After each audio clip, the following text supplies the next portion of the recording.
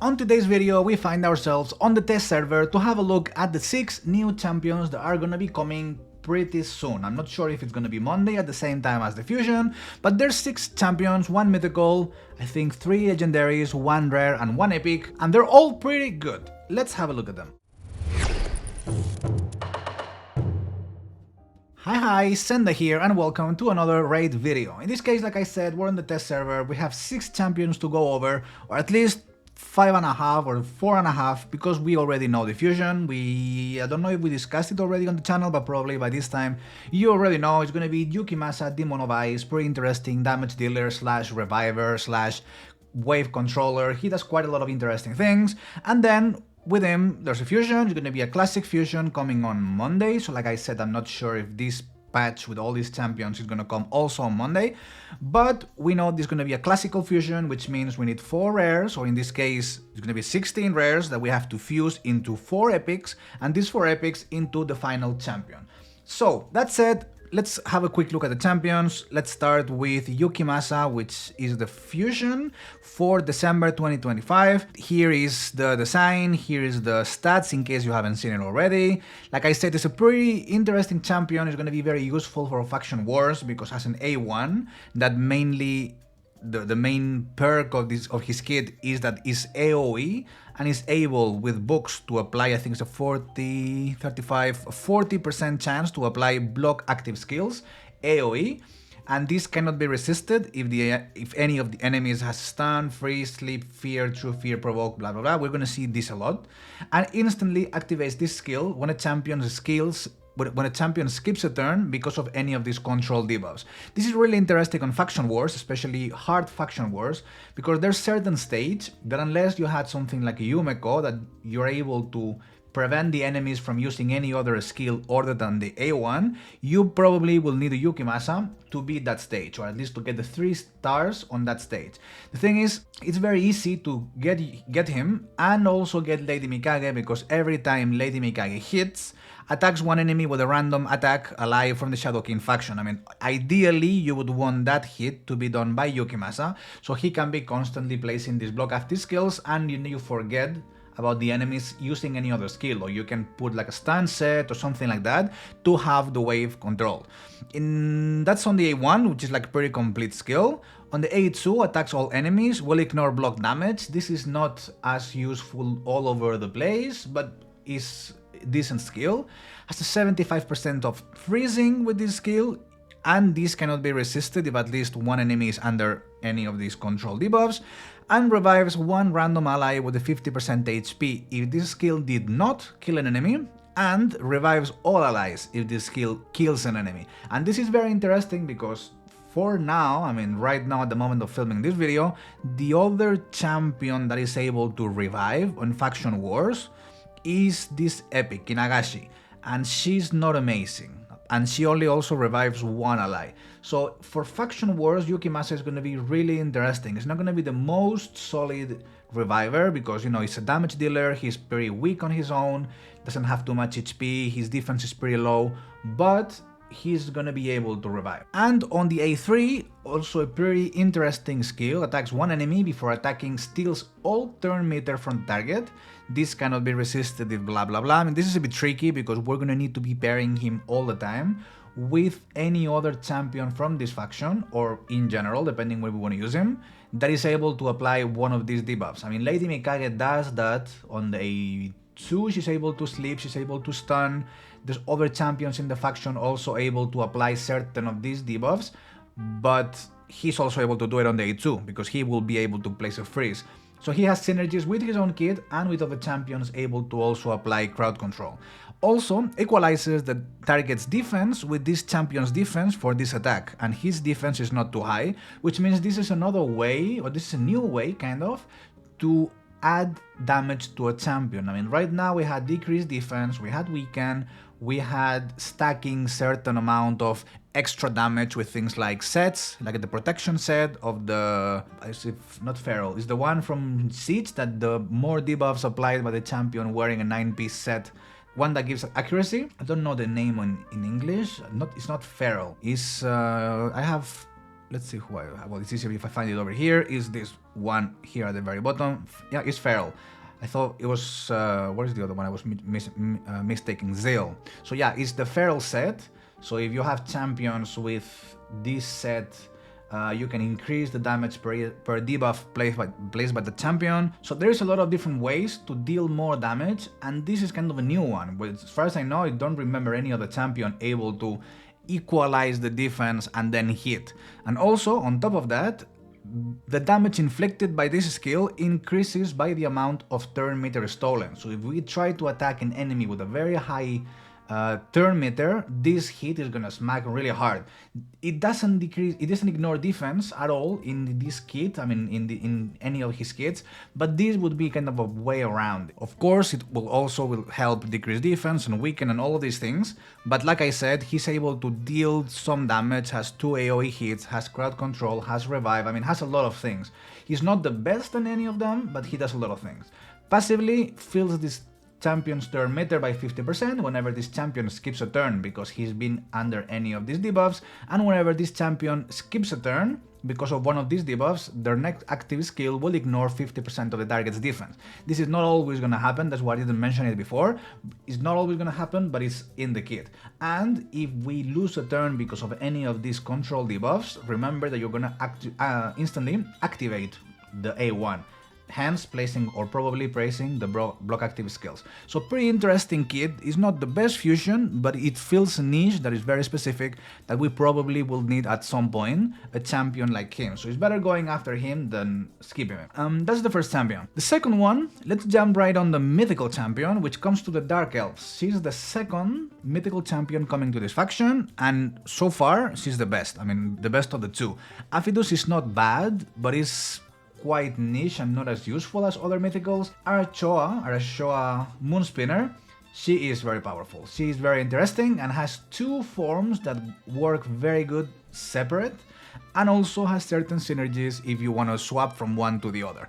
She is essentially on the base form, she's a support champion, has a very high HP, high defense, she's also very fast, which is going to be very important because she is an amazing crowd control. On the A1, we start with attack an enemy 2 times, each hit decreases the target's turn meter 5%, each hit decreases the target's turn meter by an additional 5%. So, if the enemy we're attacking is under any debuff placed by this champion. She's going to be doing that a lot. She's going to have a lot of synergies if the enemies are under certain debuffs. In this case, if the enemy doesn't have any debuff applied by this champion, we only decrease it 10%, but if the enemy champion is under any debuff, then we'll be decreasing at 20%, which for an AoE, for an A1 is interesting, it's pretty interesting. Let's jump on the A2, attacks all enemies, decreases the turn meter of all enemies by 50%, and decreases the turn meters by 100% if this skill is used on an extra turn or instant turn. There's several champions that are going to be able to give her an instant turn. For example, Silvain, she's able to just give automatically to one of our champions an extra turn, and Silvain is a very fast champion, or usually a very go first kind of champion. But also on her kit, we're going to be able to see that she's able to take extra turns. You can also get extra turns with Relentless. You can also get extra turns with Merciless. So there's several also sets that we're going to be able to use in order to get extra turns, because like I said, she's able to also get extra turns. We're going to see it in a second on the A3. And places a True Fear debuff for 1 turn, places a True Fear for 2 turns instead against enemies whose turn meter is fully decreased by this skill and bosses. These and bosses, I mean, the only boss that I can think of that you can place True Fear, or that is actually interesting, place a True Fear, is one of the forms of the Chimera. 2 turns on the Chimera is very interesting. But also, if we manage to 100% or to fully deplete the enemy's turn meter, we're also going to be placing a True Fear in there. Now, this is the very interesting skill from her kit, because it says removes all buffs from the enemy, so this is pretty powerful. And then place decreased defense and block active skills on all enemies for 2 turns. Grants an extra turn if 8 or more debuffs were placed by this skill, which means like on arena there's gonna be 4 enemies. If we're able to land both debuffs in every single one of the enemies, we will be getting an extra turn. Also, if we're against the wave, which 5 enemies, and we do AoE, and we are able to at least apply 8, 5 enemies, 2 debuff will be 10, so there's always room for, you know, certain weak hit or some resisted or something like that. If we manage to land 8 debuffs, we're gonna get an extra turn. And like I said, after doing this, if we manage to get an extra turn, we're gonna come here and do the A2, decreasing 100% of the turn meter and placing 2 fears for 2 turns. So it's a pretty interesting combo, A3, A2. Like I said, it's also a very fast champion, so we're also gonna... she's gonna feel very good in the role that nowadays Armand is feeling, Fabian is feeling, Warlord is feeling, Yumiko is feeling. She's that kind of champion of goes second after the fastest champion to be able to do, like, you know, crowd control, place active, block active skills, leaving the enemy very much very weak and susceptible to get a very hit afterward. On the passive, and this is the cherry on the top for her kit, increases this champion's speed by 4 for each debuffs played by this champion and 2 for each debuff resisted when this champion attempts to place debuffs, which means on the A3. Only counts debuffs placed by this champion's skills. That means that it excludes debuffs placed by set. And this speed we can stack up to 100 speed. That is a lot of speed that we can stack up, because if we make her like really fast, like 350, 400, 390, I'm not gonna say more than 420, 30, because these are really like late end game kind of a champion speeds, but let's say 300, 350 is solid speed. If we add 100 on top of that, like I said, it's a lot of speed. I mean, she can get really fast and we can get a lot of speed from her. So it's a very interesting champion for Arena. When we swap the forms, and this form is like very similar to Nell, it reminds me a lot to Nell. It's the kind of, not the same skin, but you can see, for example, these wings. She's holding dual swords here. Also slightly, you know, kind of an insect. The Dark Elves follow a lot of that insect type of skin, but she reminds me a lot to Nell, which is the other mythical from here, that also when she swaps forms, she also becomes this kind of monster with these weird wings, but they're not wings, it's like weird arms. She's holding 2 more things, so it's like 4 arms, and instead of 2 double swords, she's just wearing a spear. But in terms of skin or aesthetics, she's pretty similar. So going back to this girl, what is she able to do? She's gonna have a lot of synergies with the base form, because the base form, remember, that is gonna be able to apply decreased defense, fear, or true fear, sorry, and block active skills. Decreased defense, block active skills, and true fear, yeah. So on the A1, we're gonna be attacking an enemy 2 times, fills this champion turn meter by 5% for each critical hit, and then fills this champion turn meter by an additional 5% for each critical hit. So the other form, the A1, was decreasing the enemy's turn meter. This form is increasing her own turn meter. On top of that, if this skill kills an enemy, grants an extra turn instead. So it's very easy if we start with this form and we do something like, okay, we start with this, we place these 2 debuffs, let's say we apply at least 8 or a minimum of 8, then we get the extra turn. With the extra turn, we swap forms, and then we'll start smacking them with the A1. And if we kill an enemy, we just get an extra turn. So if we kill an enemy, down and down and down, and we can just destroy all the enemies, because she has decent attacks. She's not the highest attack of the game, but she has a bit more of defense than usual, a bit more HP than usual damage, attack-based damage dealer. She's also quite fast, so we can, on top of the decreased defense, we can be smacking enemies and getting extra turns. If for some reason any of the enemies has some sort of block damage or unkillable or something like that, then we can change to the A2, which will be able to attack an enemy 3 times.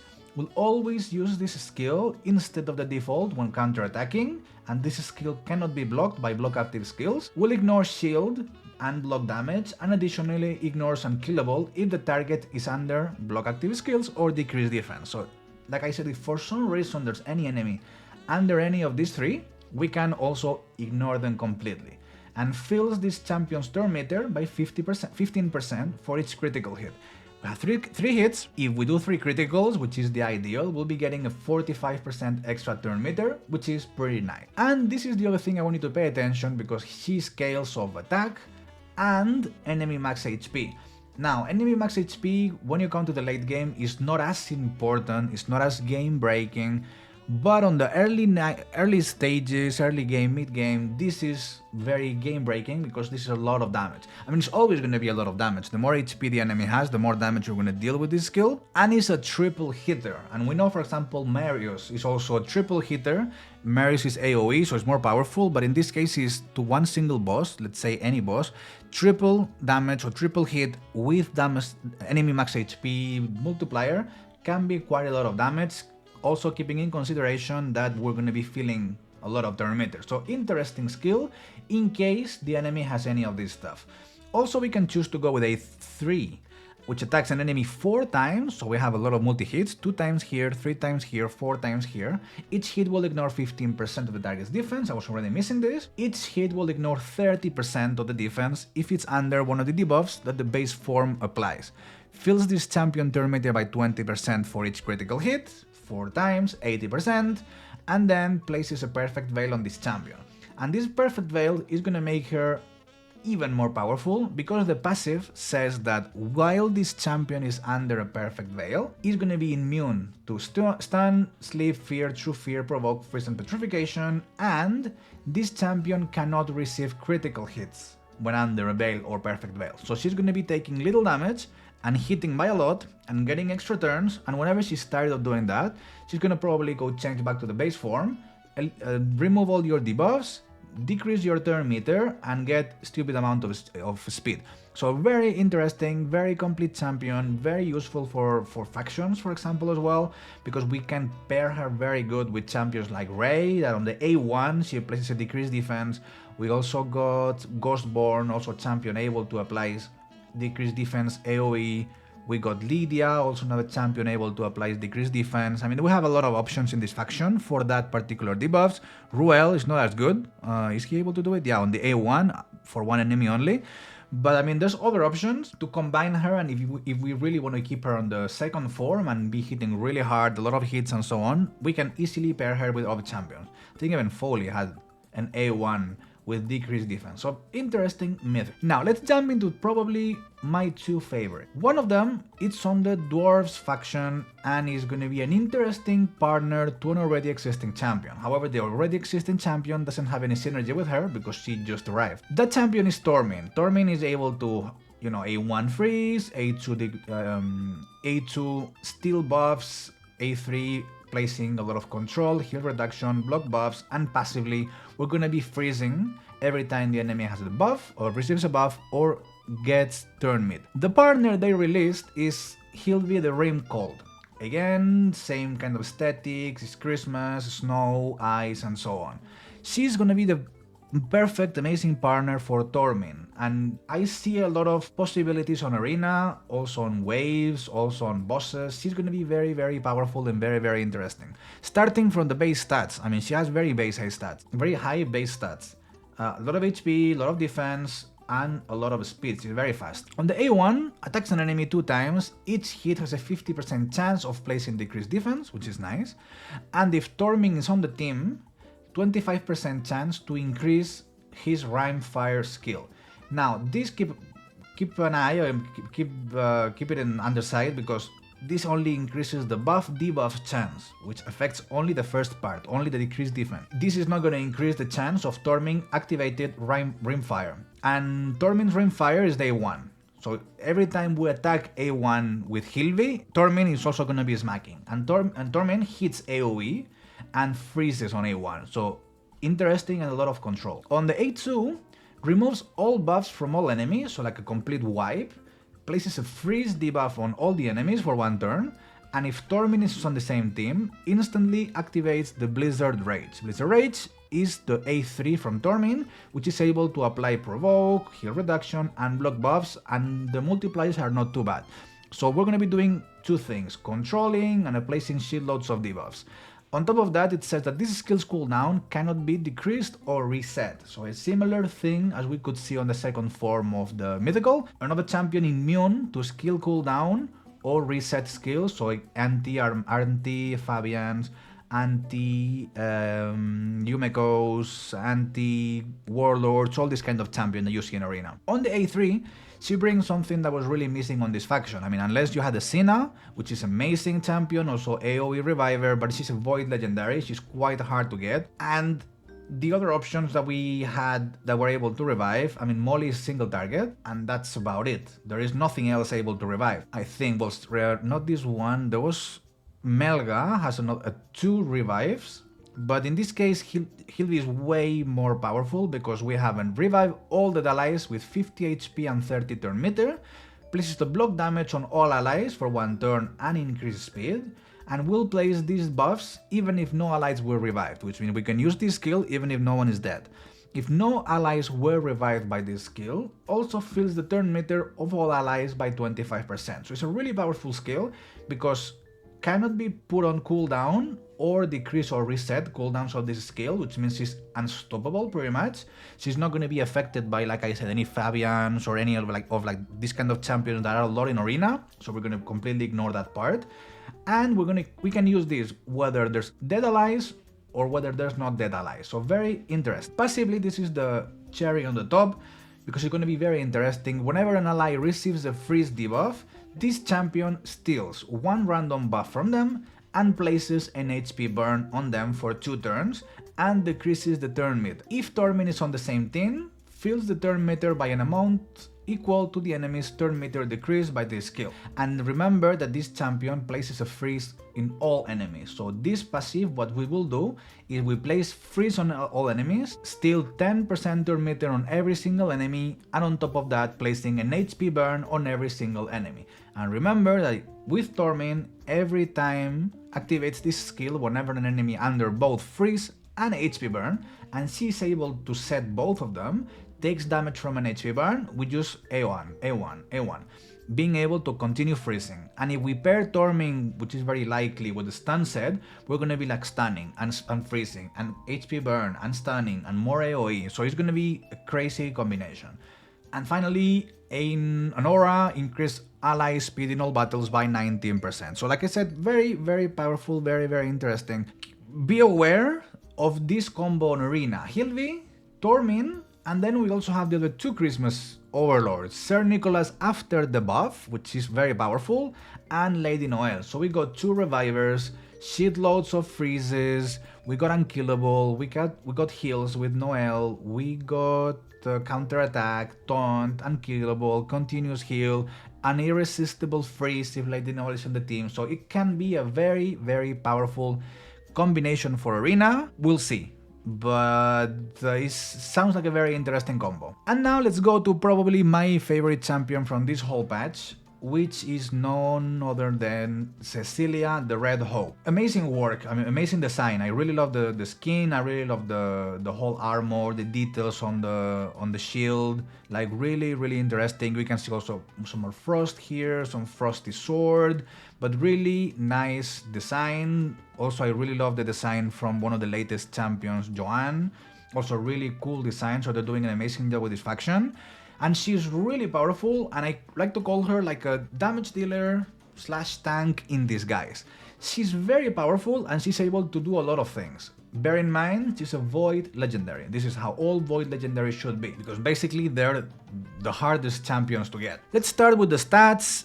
Pretty solid, good HP, a pretty high defense, and also pretty fast, considering how much armor she's wearing. In this, on her kit, we start with an A1, it's probably the easiest and more basic skill on her kit. Attacks one enemy, heals all allies by 10% of their max HP. Fine, easy and simple. Let's jump on the A2, and here we start seeing a bit the damage dealer mechanics, because we attack all enemies 2 times. The damage dealt by this skill increases 5% for each ally above 50%. If we have 4 allies, this damage is increases by 20% and places a perfect veil on all allies except this champion. And also, read this, here we scale of defense and enemy max HP double hit. Let me tell you, another champion also able to double hit, scaling for defense and enemy max HP, and also AoE.